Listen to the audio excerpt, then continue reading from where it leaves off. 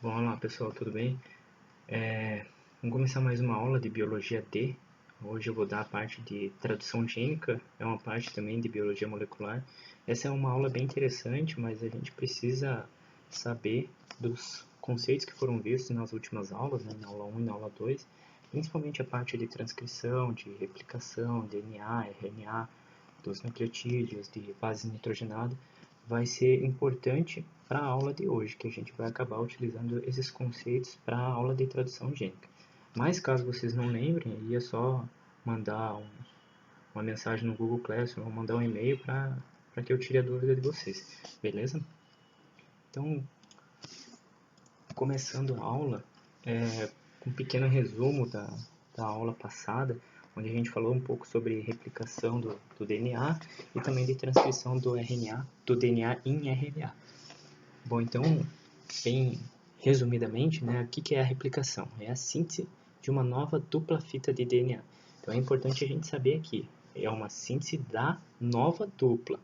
Faz uma nova dupla fita de DNA, não uma simples fita de DNA. E esse é um processo semi-conservativo. Então, eu não sei se vocês lembram, mas aqui eu vou só relembrar para vocês por que é semi-conservativo. Então, nessa figura aqui, a gente vê uma dupla fita de DNA, e aí ela se abre, e aqui uma fita velha permanece, e uma fita nova é sintetizada. Então, aqui tem uma dupla fita nova de DNA. Essa dupla fita nova tem uma fita antiga e uma nova. Por isso, é semi-conservativo. Mas por que ela é semidescontínua? Então, semidescontínua, na verdade, porque a replicação ela ocorre sempre no sentido da forquilha de replicação.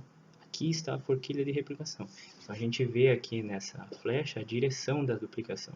Então, ela é semidescontínua porque uma simples fita, que ela é sintetizada no sentido 5 linha, 3 linha, mas no sentido da forquilha de replicação. Conforme a forquilha de replicação vai abrindo aqui a dupla fita, a fita simples nova que está sendo feita, ela é feita de forma contínua, sem nenhuma parada. Diferente da outra dupla fita que está sendo feita aqui.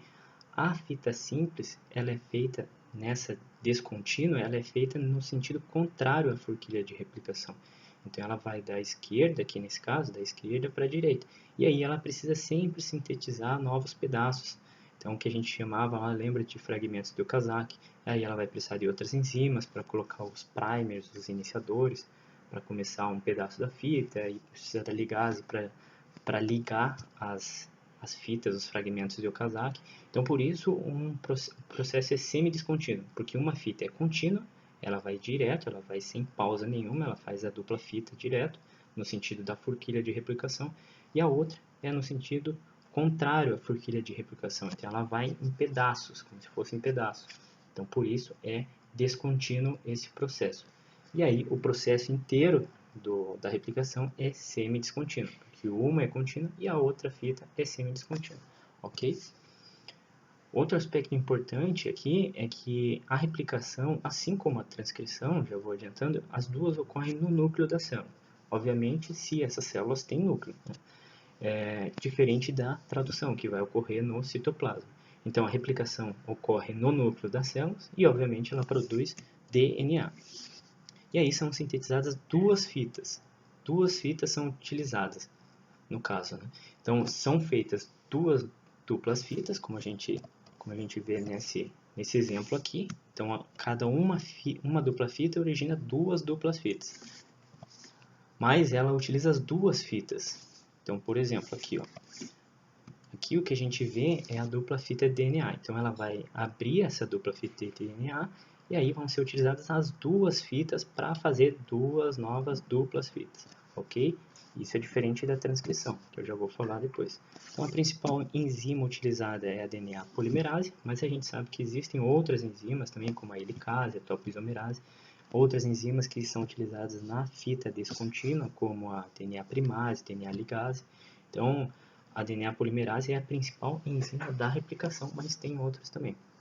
E aqui, outro aspecto importante que a gente tem que lembrar é a ligação entre as bases nitrogenadas. No DNA, é sempre entre timina e adenina e citosina e guanina. É sempre assim, não confundir com a transcrição. A transcrição, ela ocorre a ligação entre citosina e guanina e adenina e uracila. Então a uracila vai substituir a timina no caso da transcrição, ok?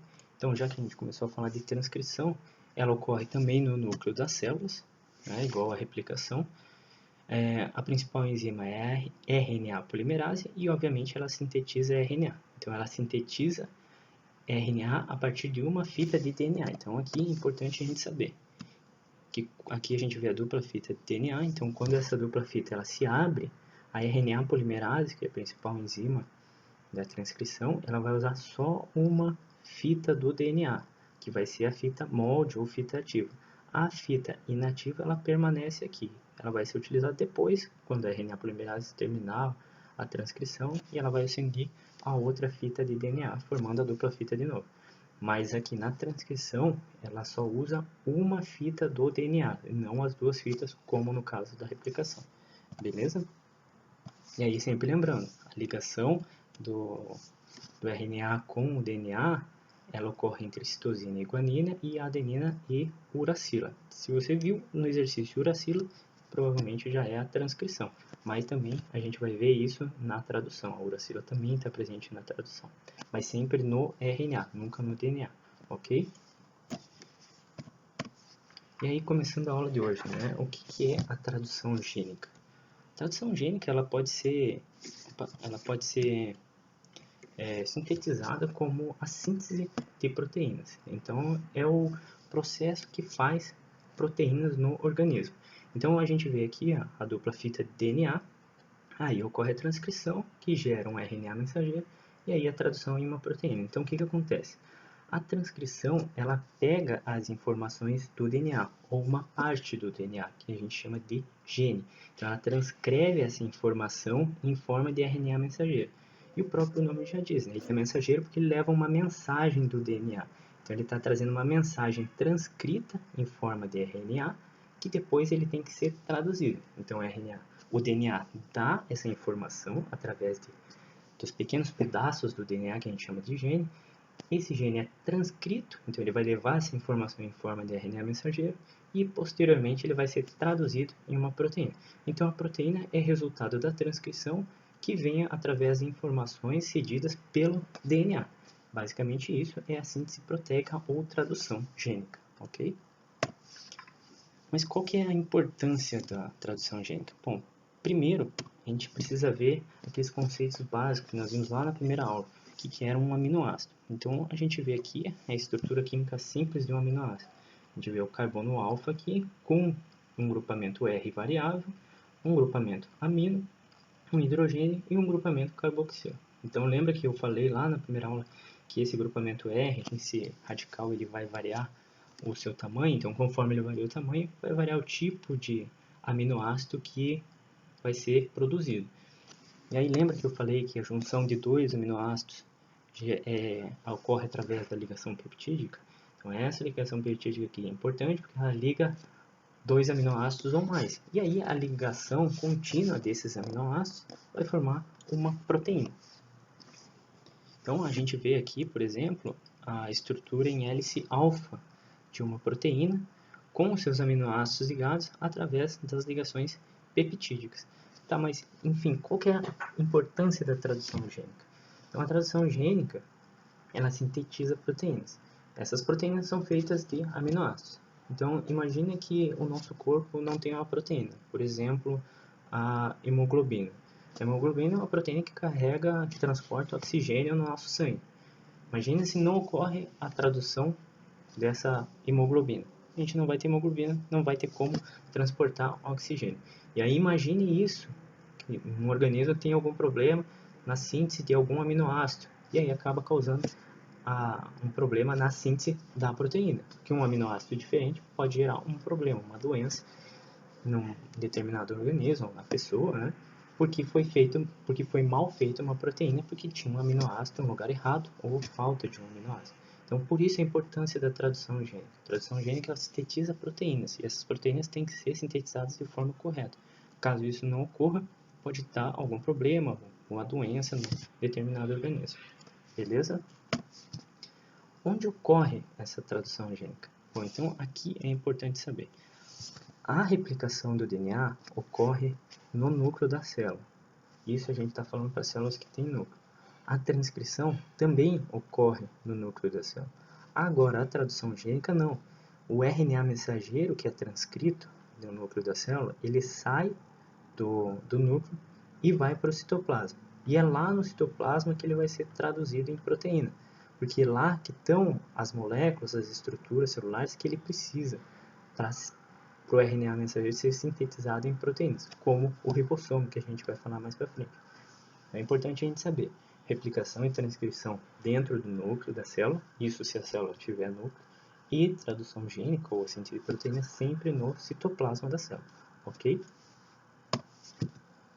Então, antes da gente falar sobre o processo de tradução gênica, é importante a gente saber quais as moléculas, quais estruturas que são importantes para que ocorra essa síntese proteica. Então, tem os RNAs mensageiros, que a gente chama de RNA-M, os ribossomos, RNA ribossomais, ou RNA-R, RNAs transportadores, ou RNA-T, e os aminoácidos.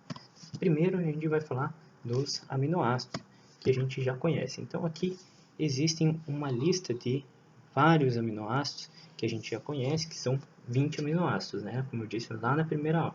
Tem os aminoácidos naturais, que são produzidos pelo próprio corpo, e os aminoácidos essenciais, que a gente obtém da dieta, dos alimentos, ok? Então aqui a gente vê vários aminoácidos com a sua trinca de códons, né? Então uma trinca, três bases, três nucleotídeos juntos formam um aminoácido. Por exemplo, aqui é fenilalanina. O CU forma uma serina. Esse no caso para os RNAs que têm uracilo. Então a tradução gênica ela só acontece se tiver os aminoácidos. E é importante a gente saber, porque lá na frente, nessa aula mesmo, eu vou falar sobre trincas. Então a cada 3 aminoácidos forma um códon. Um códon, ele designa um aminoácido. Isso inclusive eu já falei nas outras aulas, mas é sempre bom lembrar. Beleza? E aí o que mais que precisa? RNA mensageiro, RNA-M e RNA transportador, ou RNA-T. Então, como é que funciona? Aqui o que a gente vê é a estrutura de um RNA transportador. Então a gente vê aqui nessa extremidade 3' uma sequência de bases nucleotídeos, ACC, que seria para metionina. Então aqui a gente vê que o RNA transportador ele carrega um aminoácido, e isso é importante.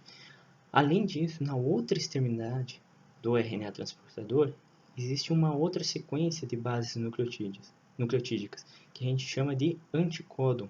Por que anticódon?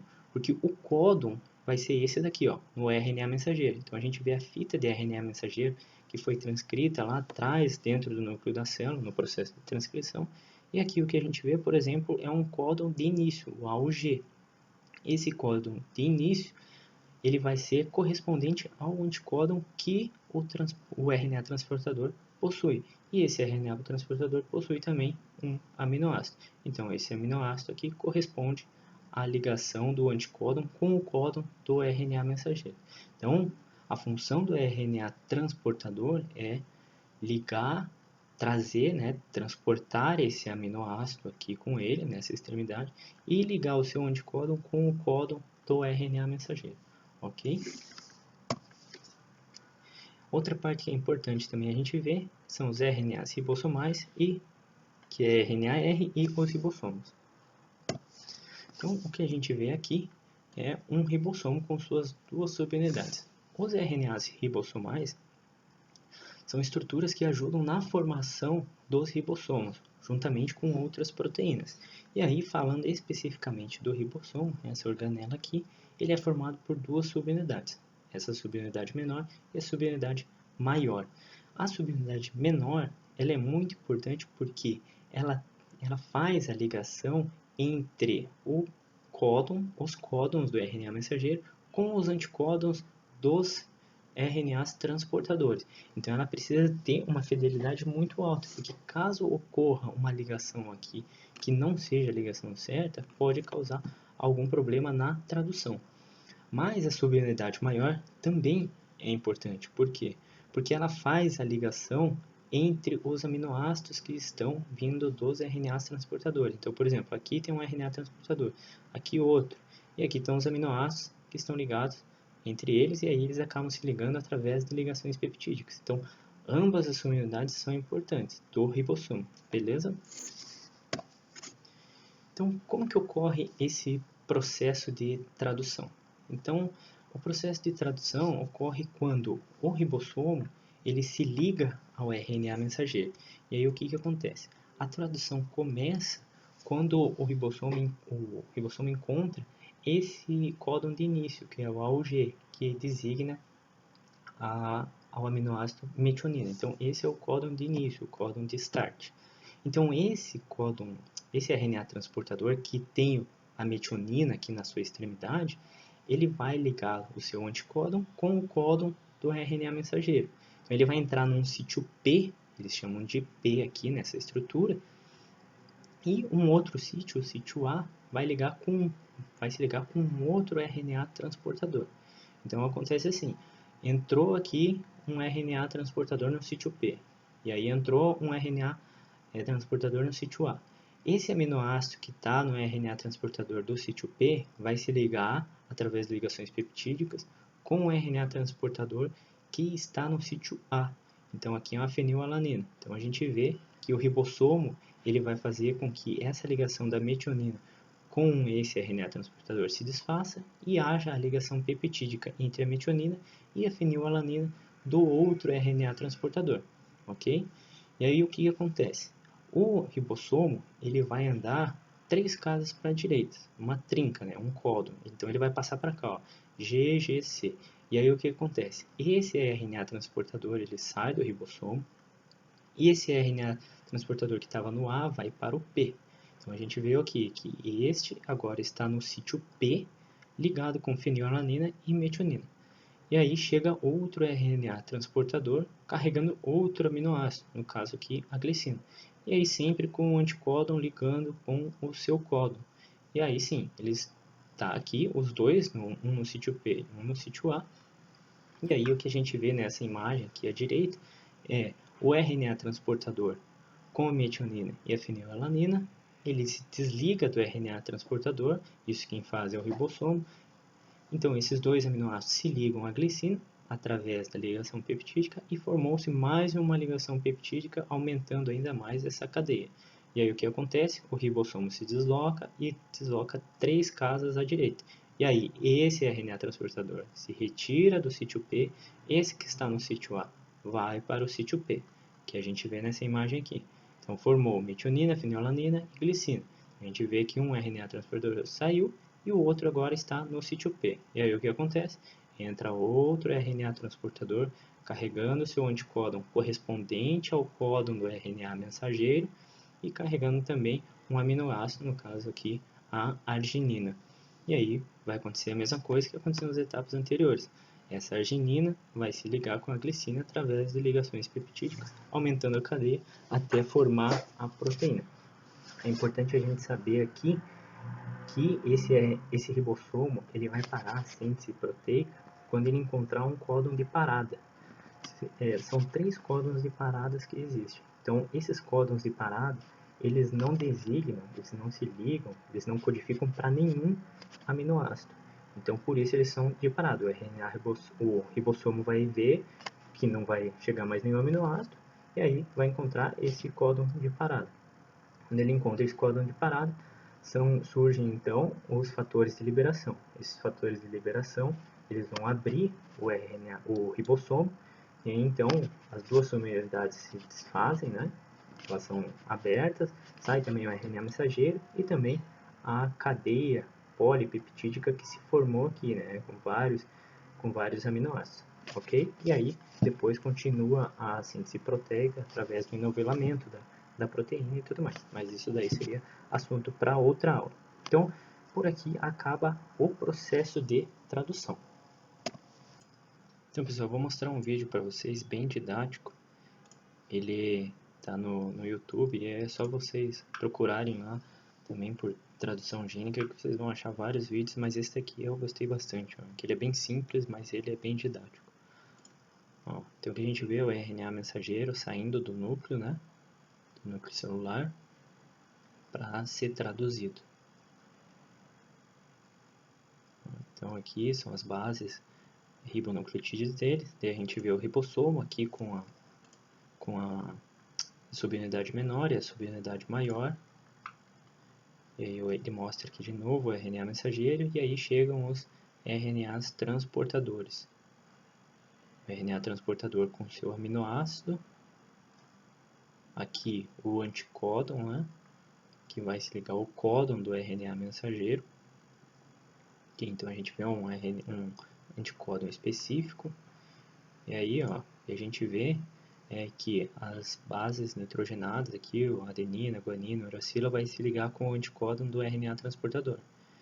E aí vocês vão ver que eles vão se ligar com os aminoácidos também. Aqui em cima, ó, ele vai mostrar agora. Em cima ele vai mostrar os aminoácidos se ligando através das ligações peptídicas. Então, interessante a gente saber aqui que ele sempre vai passando de um sítio para o outro, do sítio P para o sítio A, vai entrando outros RNAs transportadores no sítio A. Ele não mostra aqui certinho os sítios, né, mas tem o sítio E, o sítio P e o sítio A, ok? E aí ó, vai formando aqui as ligações peptídicas e a cadeia dos aminoácidos todos unidos para formar depois uma proteína. Beleza? Ele é um vídeo simples, mas é bom assim para vocês terem uma noção de como que acontece o processo, né? E aí forma depois a proteína toda enovelada, ok? Bom, então outra parte da nossa aula é falar um pouco sobre código genético. O que é um código genético? Esse código nada mais é do que um dicionário que faz uma correspondência entre as bases nucleotídicas e os aminoácidos. Então, por exemplo, como eu tinha dito numa outra aula, na aula anterior, cada 3 letras, por exemplo, U e mais esse U, formam uma fenilalanina. Então, cada 3 letras dessa trinca corresponde a um códon. E esse códon designa, então, um aminoácido específico, ok? Então, basicamente, esse é o código genético. Existem características do código genético que são bem particulares e que provavelmente vão cair no Enem ou em algum outro vestibular, do vestibular da UFPR, por exemplo. E é sempre importante saber quais são essas características. Bom, então, os pesquisadores mencionam que as características do código genético são ele é universal, ele tem uma alta especificidade e é degenerado. Então, por que ele é universal? O código genético, ele, segundo os pesquisadores, ele é basicamente o mesmo para quase todos os organismos vivos no planeta Terra. Então, por isso, dizemos que o código universal é para todos os seres vivos, ou praticamente para todos os seres vivos. Por que ele tem uma alta especificidade? Por que o código genético ele tem essa especificidade? Então, por exemplo, para a leucina, a trinca, o códon que é correspondente à leucina é o CUU. CUU é a leucina. Então, somente a CUU faz a leucina. Também pode ser CUC. Só CUC faz só a leucina.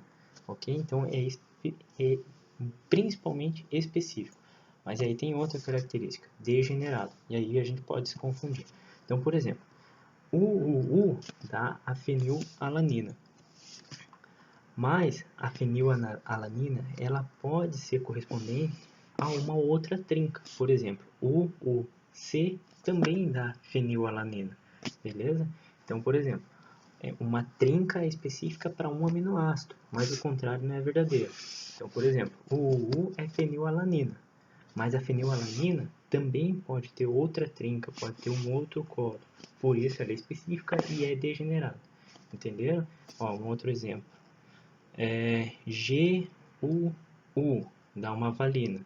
Então, só GUU pode dar valina, mas a valina pode ser correspondente a uma outra base. Por exemplo, GUC também dá uma valina. Então, só GUC dá a valina, mas a valina pode ser correspondente a GUU ou GUC, beleza? Então, por isso, ele é específico e degenerado. E aí, como a gente viu também, ele é universal, porque basicamente todos os seres vivos do planeta têm o mesmo código genético, que são esses aminoácidos que a gente viu de acordo com as suas os seus códons, as suas trincas, tanto no RNA como no DNA. No RNA, no caso, usa-se a uracilo. No DNA, usa-se a timina. Beleza? Então, pessoal, por hoje era só isso.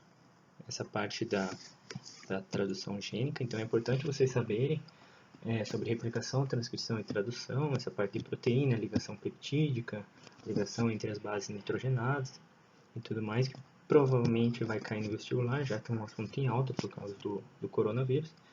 E aí, se vocês tiverem algumas dúvidas, é só me mandar um e-mail ou uma mensagem lá no Google Classroom que eu vou responder. Eu também vou colocar a lista de exercício lá para vocês fazerem com o gabarito. E aí, se tiver dúvida também na lista, é só me mandar um e-mail ou uma pergunta lá no Google Classroom.